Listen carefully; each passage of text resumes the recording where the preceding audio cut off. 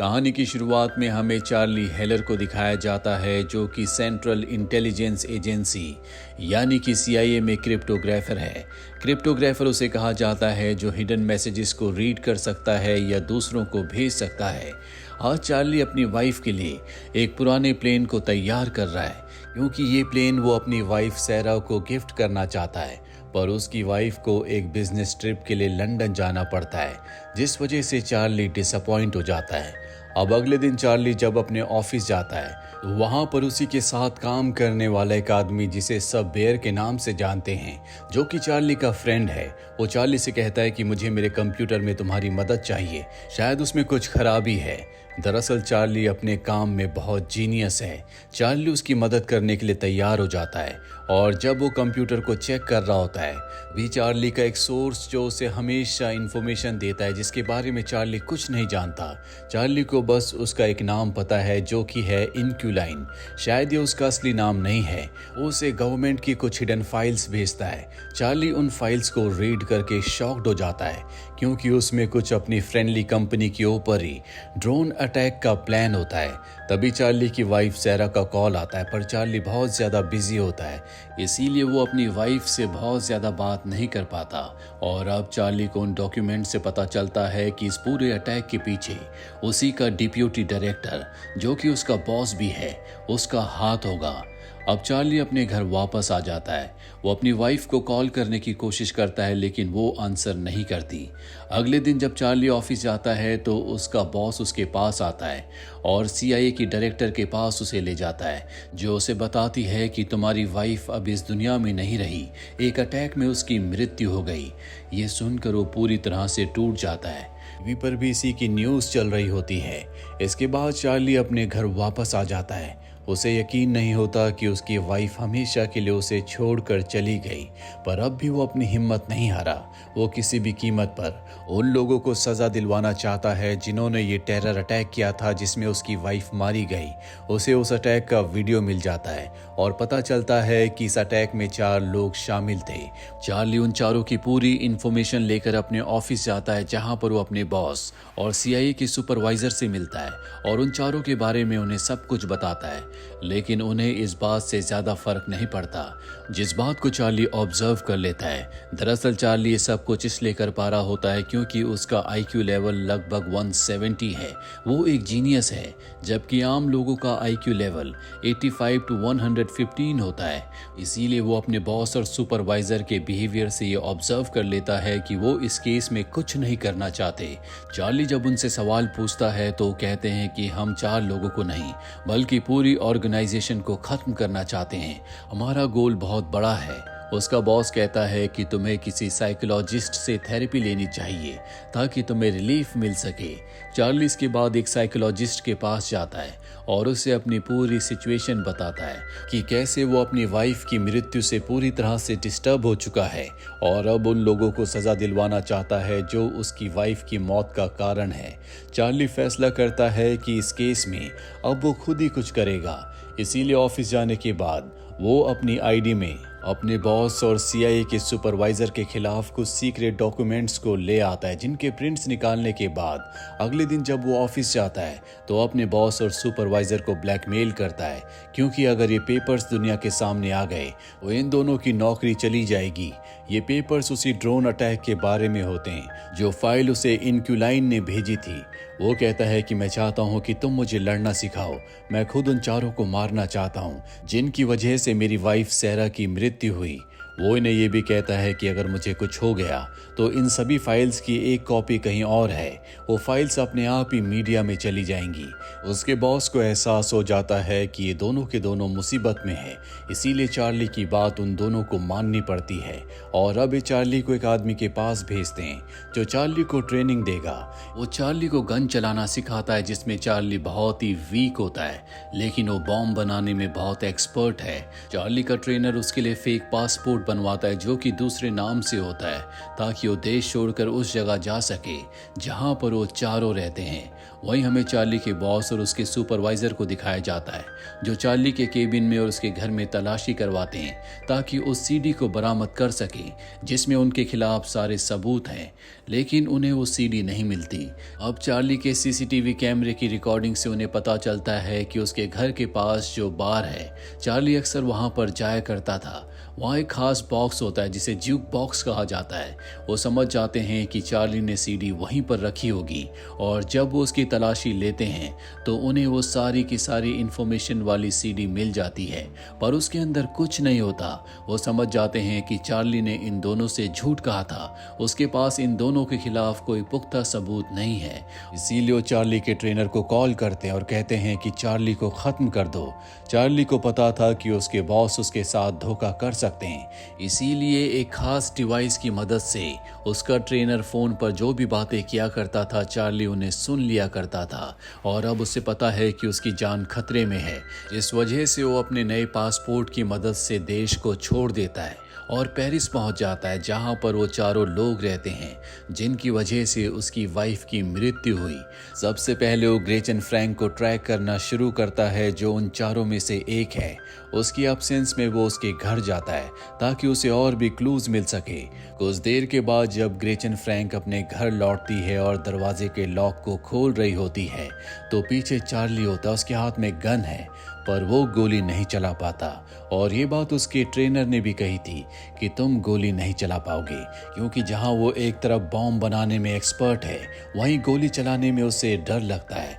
और अब चार्ली उसे मारने का दूसरा प्लान बनाता है। उसे ग्रेचन फ्रैंक के घर की तलाशी के दौरान पता चल गया था कि ग्रेचन फ्रैंक का एलर्जी का एक हॉस्पिटल में ट्रीटमेंट चल रहा है और अगले दिन जब वो अपने ट्रीटमेंट के लिए जाती है और एक चेंबर के अंदर होती है तो चार्ली भी वहां पर डॉक्टर की ड्रेस पहनकर पहुंच जाता है और उसके ऑक्सीजन सिलेंडर में एक खास तरह का पाउडर मिला देता है जो कि जहरीला है, जिससे कि ग्रेचन बेहोश हो जाती है।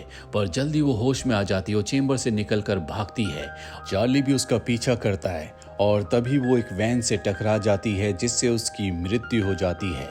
चार्ली उसका फोन उठाकर वहां से निकल जाता है और अब चार्ली यहां से फ्रांस निकल जाता है क्योंकि उसका अगला टारगेट फ्रांस में है। रात को जब वो एक बार में होता है तो उसे एहसास होता है कि कोई उसका पीछा कर रहा है और ये उसका ट्रेनर है। चार्ली उससे बचकर भागने की कोशिश करता है लेकिन उसका ट्रेनर उसे पकड़ लेता है, जिसके बाद ये दोनों के दोनों एक टेबल पर बैठ जाते हैं। उसका ट्रेनर कहता है कि तुम्हें सब कुछ बंद करना होगा, तुम चाहकर भी पास्ट को नहीं बदल सकते। तुम्हारी वाइफ की मृत्यु हो चुकी है और अब तुम्हें सच को एक्सेप्ट करना होगा। तभी बाथरूम में एक एक्सप्लोजन होता है जिससे चार्ली को भागने का मौका मिल जाता है। चार्ली ने पहले से बाथरूम में एक्सप्लोजन लगा रखा था और अब वो इनक्युलाइन को मैसेज करता और कहता है कि मुझे तुम्हारी मदद की ज़रूरत है। आज तक उसने इनक्युलाइन को नहीं देखा। इनक्युलाइन उसे इस्तांबुल बुला लेती है जहां पर वो पहली बार इनक्युलाइन से मिलता है। वो बताती है कि मेरे हस्बैंड भी रशिया के खुफिया विभाग में थे पर किसी ने उनका मर्डर कर दिया। इसके बाद वो उसे अपने सेफ हाउस में ले जाती है जहां पर अब ये दूसरे टारगेट को ट्रैक करना शुरू कर देते हैं। इन्हें पता चलता है कि वो आदमी जिसे अब चार्ली को मारना है वो मैड्रिड सिटी में एक 5 स्टार होटल में रुका हुआ है। वहीं हमें सीआईए की डायरेक्टर को दिखाया जाता है जिसे चार्ली के बॉस यानी कि डिप्यूटी डायरेक्टर पर शक हो जाता है कि वो कुछ न कुछ गलत कर रहा है और फिलहाल उसके खिलाफ उसके पास कोई सबूत नहीं है। वहीं चार्ली और इनक्युलाइन को दिखाया जाता है जो मैड्रिड में पहुंच जाते हैं। उन्हें पता चलता है कि चार्ली का जो टारगेट है वो हर शाम को होटल के रूफ में बने हुए ग्लास के स्विमिंग पूल में अकेला ही स्विम करता है। चार्ली इनक्युलाइन को बताता है कि मैं एक ऐसा डिवाइस बना सकता हूँ जिससे पूल टूट जाएगा और मेरे इस टारगेट की मृत्यु हो जाएगी। और अब वो डिवाइस बनाकर पूल के पास जाता है जहां पर वो आदमी जिसकी वजह से उसकी वाइफ की मृत्यु हुई है वो पूल के अंदर होता है। चार्ली उससे कई सारे सवाल पूछता है लेकिन वो चार्ली के किसी भी सवाल का जवाब नहीं देता, जिसके बाद चार्ली अपने डिवाइस से पूल को तोड़ देता है और पानी के साथ बहकर वो आदमी नीचे गिर जाता है जिससे उसकी मृत्यु हो जाती है। वहीं इनक्युलाइन चार्ली को बताती है कि तुम्हारा ट्रेनर आसपास ही है, वो तुम तक पहुंचने वाला है, तुम्हें जल्दी वहां से निकलना होगा। और अब चार्ली वहां से भागना शुरू करता है। उसका ट्रेनर उस तक पहुंचने वाला होता है लेकिन सीआईए की जो डायरेक्टर है उसे पता चल गया होता है कि चार्ली का जो ट्रेनर है उसे पकड़ने के लिए वहां पर पहुंच चुका है, जो कि उसके डिप्यूटी डायरेक्टर ने भेजा है जो कि चार्ली का बॉस भी है, इसीलिए वो उसे पकड़ने के लिए, उसे रोकने के लिए एक और एजेंट को वहां पर भेजती है जो चार्ली के ट्रेनर को रोकने की कोशिश कर रहा होता है। इन दोनों के बीच में एक भयानक फाइट होती है और जो दूसरा एजेंट होता है उसके पास गन होती है, वो गोली चला देता है जिससे चार्ली का जो ट्रेनर है वो जख्मी हो जाता है। हालांकि चार्ली उसकी मदद करना चाहता है और इनक्यूलाइन उसे रोक देती है और कहती है कि तुम्हें वहां से निकलना होगा। चार्ली वहां से निकल जाता है। वहीं CIA के ऑफिस में हमें दिखाया जाता है जहां पर CIA की डायरेक्टर चार्ली के बॉस को अपने पास बुलाती है और चार्ली के बारे में पूछती है, पर वो झूठ कह देता है कि मुझे चार्ली के बारे में कुछ नहीं पता। और डायरेक्टर को समझ में आ जाता है कि शायद इनक्यूलाइन चार्ली की मदद कर रही है, इसीलिए वो उसे ट्रैक करना शुरू कर देती है और उन्हें उसकी लोकेशन मिल जाती है। रात को चार्ली और इनक्यूलाइन जब सो रहे होते हैं तभी CIA की टीम इनके फ्लैट के अंदर आ जाती है। इन दोनों को पता चल जाता है, इसीलिए पीछे के रास्ते से गाड़ी से यहाँ से भाग जाते हैं। अब भी CIA के एजेंट इनका पीछा कर रहे होते हैं। वो इन पर गोलियां चलाते हैं, जो गोली इनक्यूलाइन को लग जाती है। इनक्यूलाइन की मृत्यु हो जाती है, पर चार्ली भागने में कामयाब हो जाता है।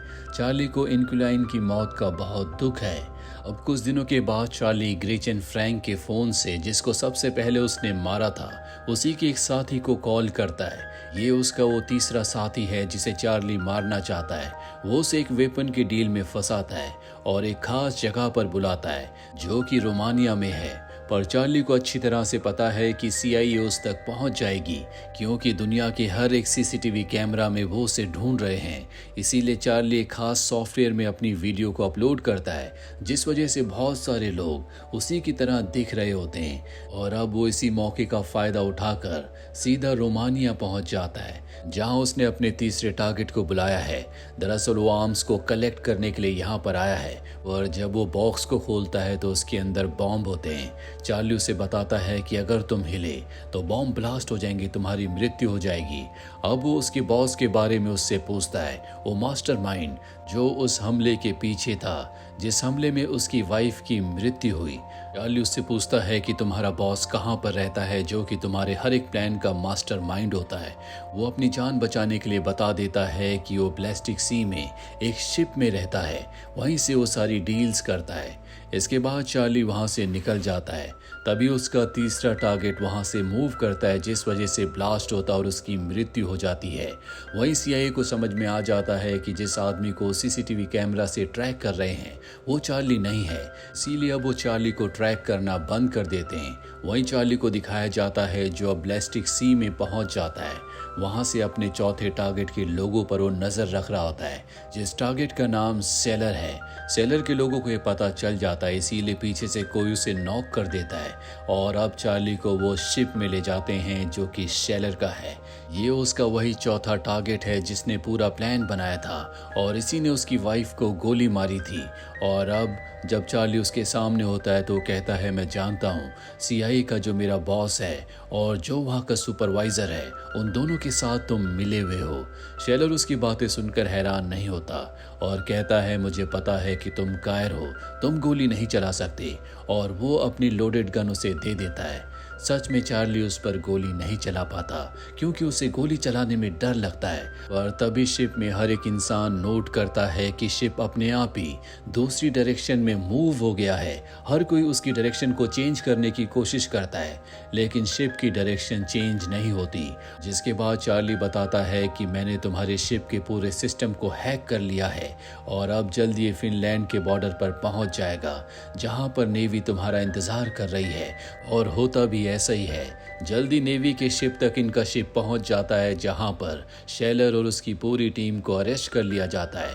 वहीं दूसरी तरफ CIA की डायरेक्टर चार्ली के बॉस को और सुपरवाइजर को भी अरेस्ट कर लेती है क्योंकि अब उसके पास सारे सबूत हैं कि इन दोनों ने मिलकर बहुत सारे इलीगल काम किए हैं और इस तरह से चार्ली का बदला पूरा हो जाता है। इसके बाद वो अपने ट्रेनर से भी मिलने जाता है जो कि बच गया होता है। उसका काम पूरा हो चुका है, इसीलिए चार्ली के दिल में अब किसी के लिए कोई गिला शिकवा नहीं है। वो उस प्लेन के काम को भी खत्म करता है जो वो अपनी वाइफ को देना चाहता था और कहानी के अंत में उसी प्लेन को फ्लाई करके अपनी वाइफ की ग्रेव पर जाता है जहां पर वो उसके फ्लावर्स को चेंज करता है उसने उसके कातिलों से बदला ले लिया है, इसीलिए अब उसके दिल और दिमाग में शांति है। इसी के साथ ये फिल्मी कहानी यहीं पर खत्म हो जाती है। उम्मीद करते हैं कि ये कहानी आपको पसंद आई होगी।